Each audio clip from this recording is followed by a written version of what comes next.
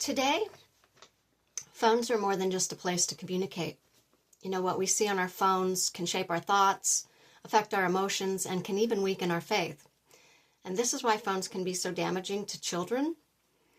While they're online, kids are given information that they don't understand.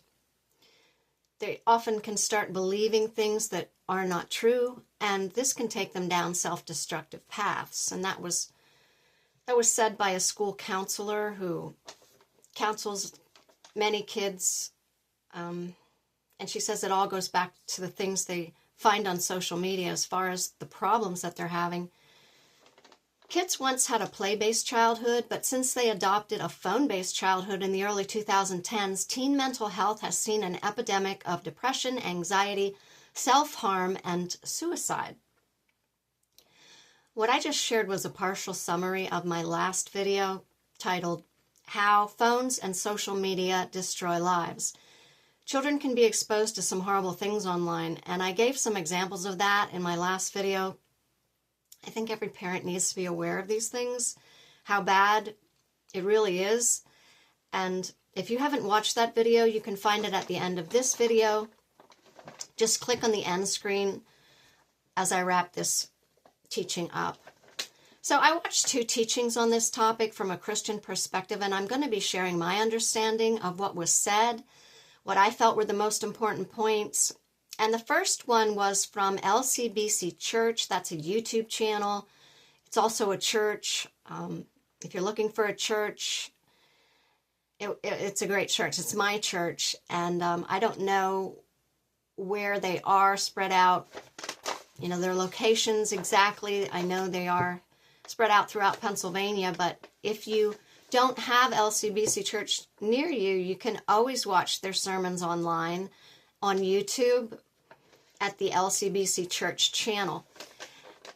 And the sermons that I hear there are by far the best I've ever heard in any church I've been to, and my husband and I have been in a lot of churches. So, and the friendliness of the church as well, and making you feel welcome, they're just top notch. So the title of the video is Healthy Screen Time Habits for You and Your Family.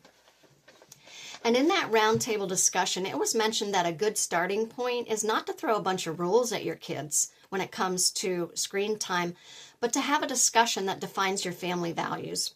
In other words, set boundaries according to your Bible-based family values. Psalm 101:3 says, I will set no wicked thing before my eyes. Jesus taught us to be careful about the purity of our hearts and minds, and what comes into our eye gates, what we watch on screen, can very largely affect that.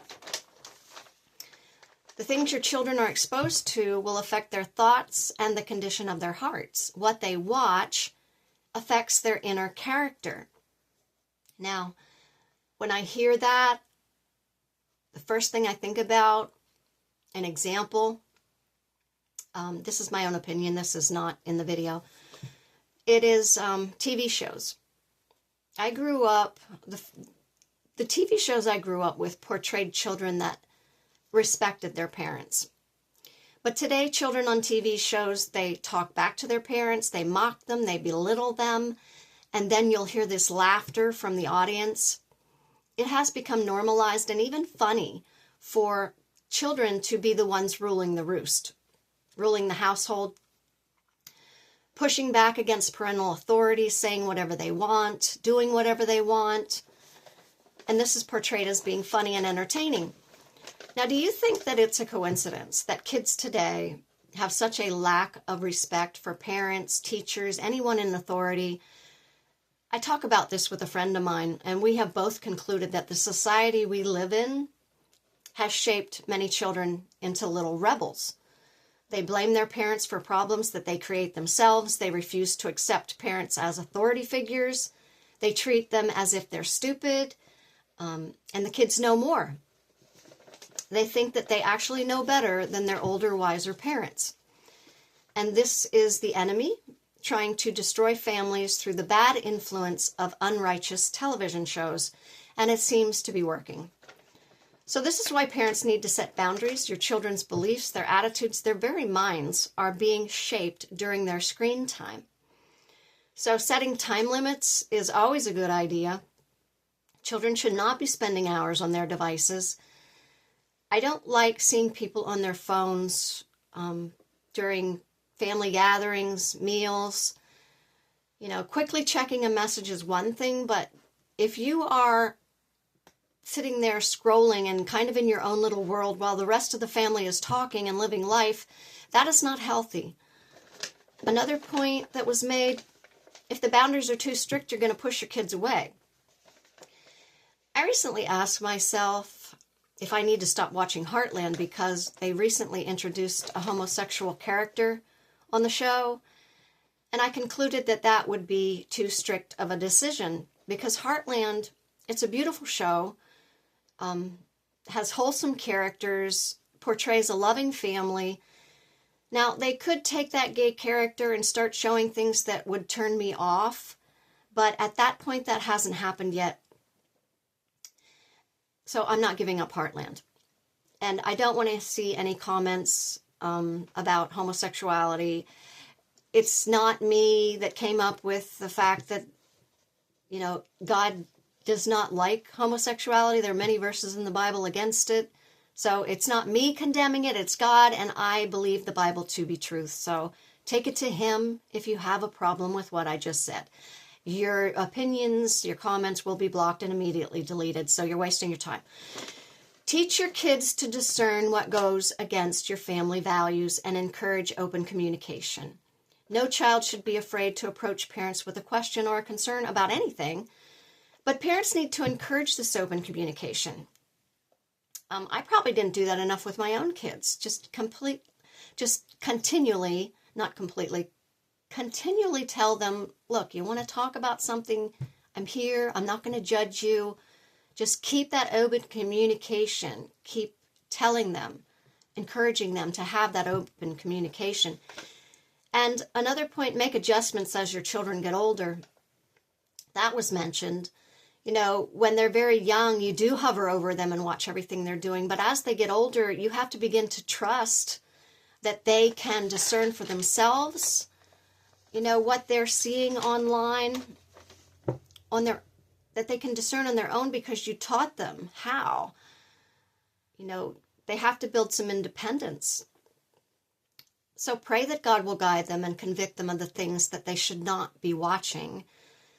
As long as your children are at home, you should be having an ongoing conversation about screen time and check in with them often about it, what they came across as they were online. Share some things you came across and why you stepped away from it, why you felt it wasn't a good idea for you to be watching that. Again, screen time rules need to be adjusted as kids get older. And the second video I watched was from the YouTube channel Focus on the Family Parenting. And the title of that video, Healthy Screen Time Habits for Your Family, Dr. Danny Huertas Advice. And in that video, the singer-songwriter Rebecca St. James said, our kids' obsession with screens is rampant in our culture. Kids want to imitate grown-up activity, and it starts at a very young age. It's not unusual for a 1 or a 2-year-old to want to play with a phone. And, they have play phones for kids that actually probably look like real phones. Because toy makers know that kids want to imitate what their parents do. There was a video that popped up on my Facebook. It was a child barely old enough to sit up. It was this child was holding a phone and looking very content and entertained, and then you could see the parents' hands reach in and take that phone away. And then this child starts crying and has a total meltdown, becomes so distraught that the kid falls over on the floor. He wasn't old enough to sit up steadily. And then you see the parent handing the phone back to the child, and the child immediately quiets down and is content again. I mean, kids are so entertained by these screens. They get quiet, and parents like this. But we can't give in to this temptation to use these phones as babysitters. It's just not healthy. The host of the podcast pointed out that kids are constantly being pushed and pressured into needing their devices. Kids will tell their parents, if I don't have a phone, I'm not going to have friends. I'm going to be an outcast. I won't be connected. and parents give in to their whining. At one point during the podcast, the author of a book was introduced. His name is Paul Asay, and he is the author of Becoming a Screen-Savvy Family, How to Navigate a Media-Saturated World and Why You Should. He said the goal of parents should be to learn how to equip their kids to process online information wisely and in a godly manner. And that is what his book teaches. It was mentioned that horror films and graphic sexual content can very much impact our children's brains, so you definitely want to protect them from that. He mentioned some red flags for parents that indicate their children are developing unhealthy dependence on entertainment and media. And one of those red flags is the amount of time they're spending online, the amount of time they're spending on their devices. And the second one, that they can become withdrawn, not as talkative, not as sociable. They start avoiding people. They don't want to come to gatherings anymore. They're not engaged in conversation. They become quiet, unresponsive. They're just not themselves. They've changed, and now this can be a red flag for other problems as well. But he mentioned it as a red flag for an indication that they're developing an unhealthy dependence on entertainment and media, social media. He suggested that movies and media be consumed together as a family. Consume that as a family. And then pause the video. If something disturbing comes up that parents feel should be discussed, then have a discussion about it. I also have in my notes that parents should lead by example. You know, a parent could announce, I'm going to spend less time on my phone. I'm going to make an effort to do that. Then encourage the kids to do that as well. Be an example. Another good point that was made, don't rely on age-appropriate guidelines. That PG-13 rating, you know, busy parents might be tempted to rely on that, but a parent should know exactly what their children are watching, and is everything that is shown in that movie with a PG-13 rating really something your 13-year-old or older should be watching? You know, I'm pretty sure that the person who gave that rating was not a Christian, and worldly standards are not godly standards. The ideal thing to do would be to watch the movie first yourself and then approve it or disapprove it. I know parents that do that. Yes, it does take time, but they feel it is that important that they need to invest that time. They're good parents, and you know that's a good idea to do that. You can't trust a PG-13 rating or any rating.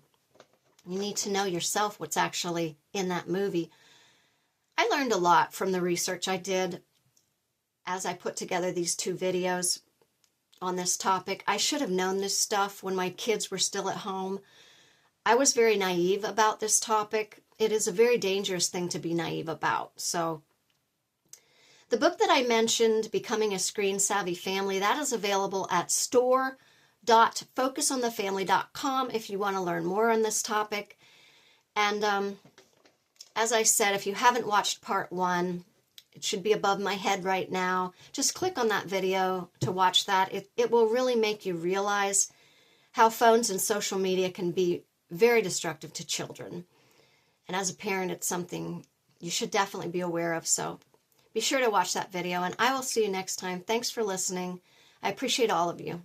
I have no idea what my topic is next week. I'll figure that out when I get there within the next week as I see these messages coming at me on the very same topic. That's usually how it works. Thanks again for watching. I appreciate you.